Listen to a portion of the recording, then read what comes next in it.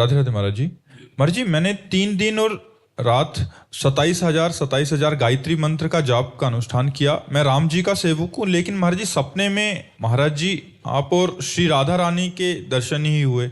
महाराज जी उनके क्यों हुए? राम जी के होने चाहिए थे। अरे भगवान जाने भगवान का क्या लीला विधान है, वो जाने। उनका कार्य तो हम नहीं बता सकते कि वो आपको क्यों ऐसा प्रेरित कर रहे हैं। राम जी जाने, राम जी की ही लीला है, वही जाने। उनके विधान को हम क्या बताएं कि किशोरी जी या हम किशोरी जी के दास हैं। अगर दास का दर्शन हुआ, इष्ट का दर्शन हुआ, तो हम इतना जरूर कहेंगे कि अहो भाग्य है।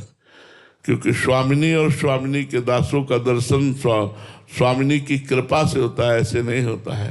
स्वप्न में अगर किसी भगवत दास का दर्शन हो रहा है तो अपार भगवान की कृपा समझो, और कहीं भगवत झांकी आ रही तब तो कहना ही क्या है। इसलिए तुम्हारी गायत्री जप का फल जो भगवान ने दिया वो संत समागम दिया, और वो प्यारी जी के चरणों का जैसी भी भावनात्मक झांकी आई हो वैसा दिया। मंगलमय है, अमंगल तो है नहीं, पर वो राम जी क्यों नहीं आए, प्रियाजू को क्यों भेज दिया, ये वो जाने। सुभाष मल्होत्रा जी, रोहतक से। राधे राधे महाराज जी। महाराज जी, आपके मुख से कई बार सुना है, जोई जोई प्यारो करे सोई मोहि भावे। महाराज जी, हमारे जीवन में ऐसी स्थिति कब आएगी और कैसे आएगी? ये अहंकार जब तक देह भाव में स्थित है तब तक ये द्वंद्वों में फंसा रहता है। अनुकूलता प्रतिकूलता, लाभ हानि, सुख दुख, इन द्वंद्वों में फंसा रहता है।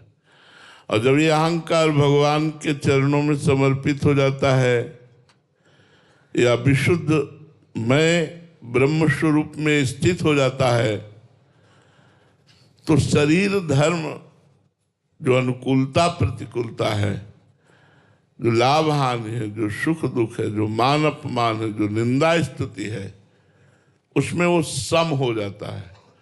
मान है तो ठीक है, अपमान है तो ठीक है, शरीर स्वस्थ है तो ठीक है, अस्वस्थ है तो ठीक है।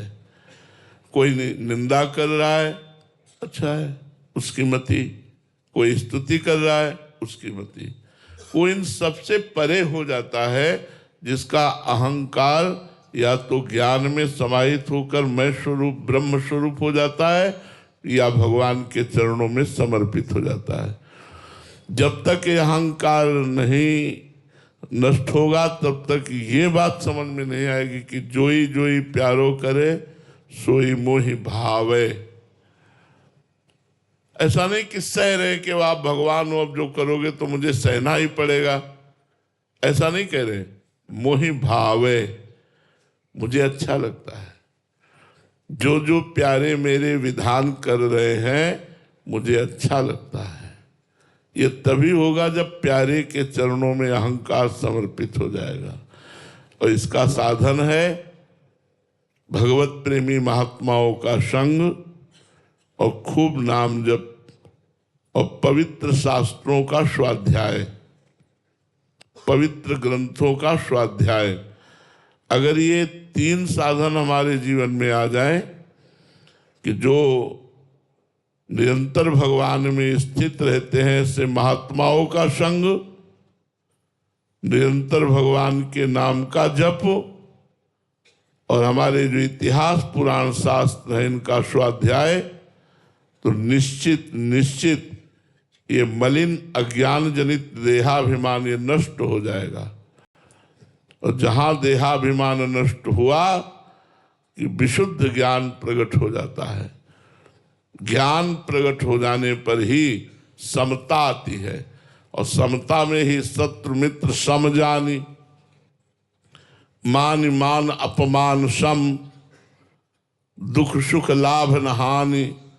यह जो कृपा हरिवंश की, वह कृपा पात्र उपासक